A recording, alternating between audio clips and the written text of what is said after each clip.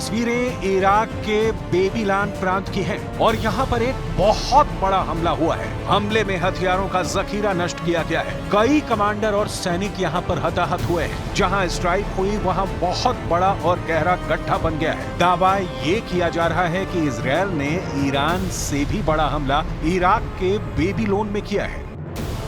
जंग में इजरायल की शातिर चालों से आगे निकलना आसान नहीं है। पूरी दुनिया जब ईरान के हमले को लेकर चर्चा कर रही थी तो उस वक्त क्या इजरायल ने इराक के अंदर बेहद खौफनाक और खतरनाक हमला किया है, और वो भी इराक के किसी दूर दराज के शहर में नहीं, बल्कि इराक की राजधानी बगदाद के बिल्कुल पास एक इमारत पर हमले के बाद बड़ा विस्फोट हुआ है, जिसमें एक सैन्य संगठन के कई लोग मारे गए और घायल हुए हैं। नोट करने वाली बात यह है कि ईरान के सरकारी टीवी की तरफ से दावा किया गया था कि इजरायल ने इस्फहान में 3 ड्रोन हमले किए हैं और इन तीनों ड्रोन को मार दिया गया है। यह भी दावा किया गया कि ईरान में इन हमलों से किसी को भी कोई नुकसान नहीं हुआ है, यहां तक कि किसी मिलिट्री बेस को कोई नुकसान नहीं पहुंचा है, क्योंकि इजरायल के ड्रोन ईरान की जमीन को छू भी नहीं सके। लेकिन इराक के बगदाद के अंदर जो हुआ उसकी तरफ दुनिया का ध्यान अब गया है। ईरानी मीडिया का दावा है कि यह हमला भी अमेरिका और इजरायल की तरफ से किया गया है।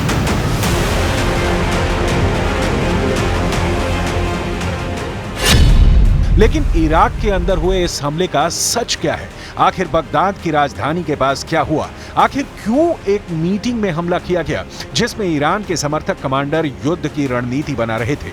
जिन लोगों की इस हमले में मौत हुई और जो लोग हमले में घायल हुए, क्या वो ईरान की सरकार के खास अधिकारी थे? ये वो बड़े सवाल हैं जिन्होंने इस वक्त दुनिया को चौंका दिया है। सबसे बड़ी बात इजरायल की रणनीति को लेकर है, जो धमकी तो ईरान पर हमले की देता है, लेकिन करारा हमला इराक के ऊपर कर देता है। लेकिन सबसे पहले देखते हैं कि आखिर इराक के अंदर हुआ क्या। इराक के सरकार के गृह मंत्रालय के सूत्रों और इराक की सेना के एक सैन्य अधिकारी के दावों पर कई इंटरनेशनल रिपोर्ट्स में दावा किया गया है कि शुक्रवार की रात को इराक के कैल्सो बेस पर एक हमला हुआ था, जहां पर ईरान के समर्थक एक सैनिक संगठन हशेद अल शाबी के अधिकारियों की बैठक चल रही थी। इंटरनेशनल मीडिया रिपोर्ट्स के मुताबिक इराक के गृह मंत्रालय के एक अधिकारी ने बताया कि बगदाद के दक्षिण में एक इमारत पर हुए इस हमले में एक व्यक्ति की मौत हो गई है और 8 लोग घायल हो गए हैं, जबकि इराक की सेना के सूत्रों का दावा है कि हमले में इराक के 3 सैनिक भी घायल हुए हैं। इंटरनेशनल मीडिया रिपोर्ट्स के मुताबिक इराक की सेना के 2 अधिकारियों ने इस विस्फोट के लिए एक एयर स्ट्राइक यानी हवाई हमले को जिम्मेदार ठहराया है। लेकिन इराक की सेना अब तक ये पता लगाने में नाकाम रही है कि आखिर यह हमला किसने किया है।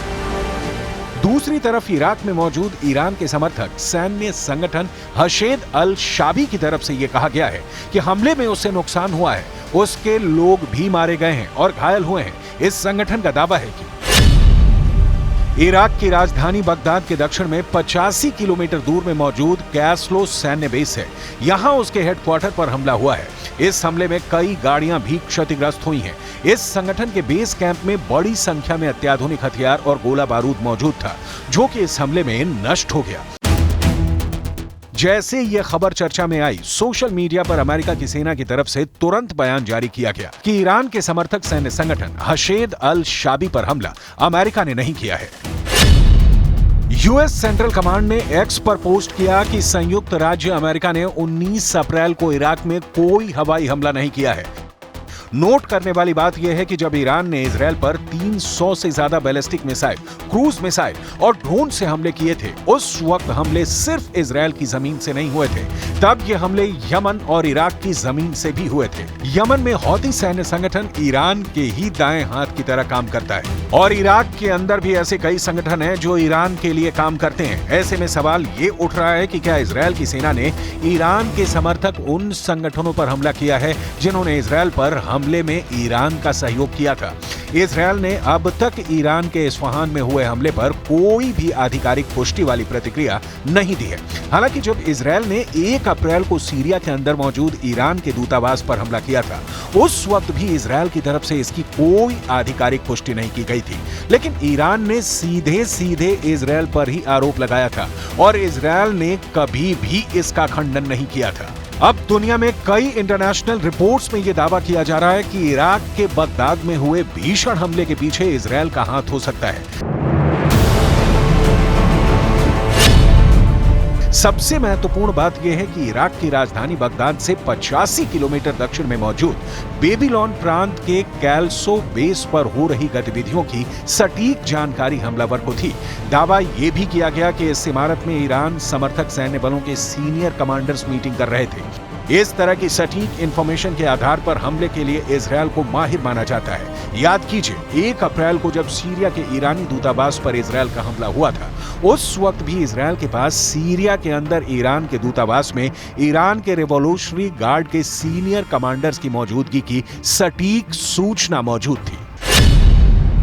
सबसे महत्वपूर्ण बात यह है कि 7 अक्टूबर 2023 यानी वो तारीख जब हमास ने इजरायल पर हमला किया था, 7 अक्टूबर से 1 अप्रैल तक इराक, सीरिया और मिडिल ईस्ट के कई अमेरिकी ठिकानों पर ईरान समर्थित शिया मिलिट्री संगठनों ने अब तक 300 से ज्यादा हमले किए हैं। ईरान समर्थित इन संगठनों का लक्ष्य मिडिल ईस्ट से अमेरिका के सभी सैन्य बेसों को खत्म करना है और इनको इराक की सीमा से बाहर निकालना है। इराक की राजधानी बगदाद के दक्षिण में हुए इस हमले को लेकर इजरायल से जंग लड़ रहे हमास ने भी बयान जारी किया है। इस हमले पर हमास ने अमेरिका और इजरायल पर निशाना साधा है। हमास ने इराक पर हुए हमले की निंदा की है और यह भी कहा है कि ये इराक की संप्रभुता के खिलाफ है। इस मामले में इराक की सरकार की तरफ से पूरी जानकारी का अभी इंतजार है, लेकिन ऐसा लगता है कि युद्ध के भड़कते माहौल को देखते हुए इराक की सरकार भी इस हमले को ज्यादा तूल नहीं देना चाहती है। लेकिन हमास इराक के अंदर अमेरिका और इजरायल विरोधी भावनाओं को भड़काने के लिए इस मुद्दे को बड़े पैमाने पर उठा रहा है। जिस हशेद अल शाबी संगठन के बेस पर यह हमला हुआ वो पॉपुलर मोबिलाइजेशन फोर्सेस का हिस्सा मानी जाती है। पॉपुलर मोबिलाइजेशन फोर्सेस में 67 सैन्य संगठन मौजूद हैं। इन फोर्सेस में 2,30,000 लड़ाके मौजूद हैं। इनमें ज्यादातर शिया मुस्लिम हैं, लेकिन लड़ाकों में सुन्नी मुसलमान, ईसाई और यजीदी भी शामिल हैं। पॉपुलर मोबिलाइजेशन यूनिट साल 2014 में बनी थी और इसका प्रमुख मकसद इस्लामिक स्टेट के खिलाफ युद्ध लड़ना था। पॉपुलर पॉपुलेशन फोर्सेस को ईरान की सरकार से मदद मिलती है। हथियार और फंडिंग के लिए ये ग्रुप ईरान पर निर्भर है। कई मीडिया रिपोर्ट्स में तो इस संगठन को इराकी रिपब्लिकन गार्ड कहा गया है। ये संगठन न सिर्फ 2013 से 2017 तक इराक के अंदर इस्लामिक स्टेट के खिलाफ युद्ध लड़ चुका है, बल्कि सीरिया के सिविल वॉर में भी ईरान के हितों के लिए यह संगठन जंग करता रहा है। इजरायल के लिए सबसे ज्यादा खतरे वाली बात यह है कि पॉपुलर मोबिलाइजेशन फोर्सेस इजरायल के अस्तित्व का विरोध करती रही है। यमन के हौथी संगठन की तरह इराक का ये ईरान समर्थक संगठन भी इजरायल के सख्त खिलाफ है और इजरायल अमेरिका के खिलाफ अपनी ताकत का इस्तेमाल भी करता रहा है। इस वक्त इस संगठन के निशाने पर इराक के अमेरिकी बेस हैं, जहां अमेरिकी सेनाएं हैं। अमेरिका की सरकार पॉपुलर मोबिलाइजेशन फोर्सेस को आतंकवादी समूह घोषित कर चुका है। अमेरिका के अलावा यूनाइटेड अरब अमीरात और जापान भी इसे एक आतंकवादी संगठन मानता है। पॉपुलर मोबिलाइजेशन फोर्सेस का सबसे खतरनाक संगठन है कताइब हिजबुल्लाह। साल 2009 में ही कताइब हिजबुल्लाह को अमेरिका ने एक आतंकवादी संगठन घोषित कर दिया था। इसके नेता अबू मेहदी को भी अमेरिका एक आतंकवादी घोषित कर चुका है और अबू मेहदी को अमेरिका ने ग्लोबल टेररिस्ट घोषित किया था। अमेरिका की सेना लगातार पॉपुलर पॉपुलेशन फोर्सेस पर हमले करती रहती है। 7 अगस्त 2017 को अमेरिका के लड़ाकू विमान ने इस संगठन पर खतरनाक हमले किए थे, जिसमें 40 सैनिक मारे गए थे। 22 अगस्त 2019 को भी पॉपुलर मोबिलाइजेशन फोर्सेस ने अमेरिका और इजरायल पर हमले का आरोप लगाया था। उसके सैनिक ठिकानों पर कारपेट बॉम्बिंग की गई थी। 29 दिसंबर 2019 को भी अमेरिका ने पॉपुलर मोबिलाइजेशन फोर्सेस के हेडक्वार्टर पर हमला करके 25 सैनिकों को मार दिया था। 3 जनवरी 2020 में अमेरिका ने पॉपुलर मोबिलाइजेशन फोर्सेस के कमांडर अबू मेहदी को मार दिया था।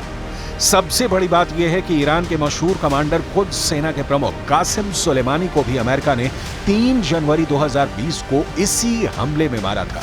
यह हमला बगदाद के एयरपोर्ट के पास हुआ था और जब हमला हुआ तो कासिम सुलेमानी के साथ पॉपुलर मोबिलाइजेशन फोर्सेस के कुछ कमांडर भी मौजूद थे।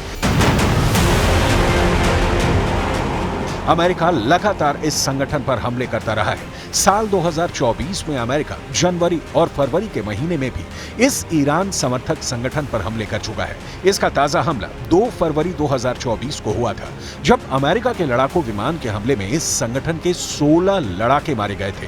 लेकिन इस बार अमेरिका की तरफ से साफ कर दिया गया है कि बगदाद के दक्षिण में हुआ हमला अमेरिका की सेना की तरफ से नहीं किया गया है। अब ईरान और उसके समर्थक संगठन इस हमले के सारे आरोप इजरायल के ऊपर मढ़ रहे हैं। लेकिन इन हमलों पर इजरायल की चुप्पी पर रक्षा विशेषज्ञों का कहना है कि ये चुप्पी किसी बड़े एक्शन का संकेत भी हो सकती है।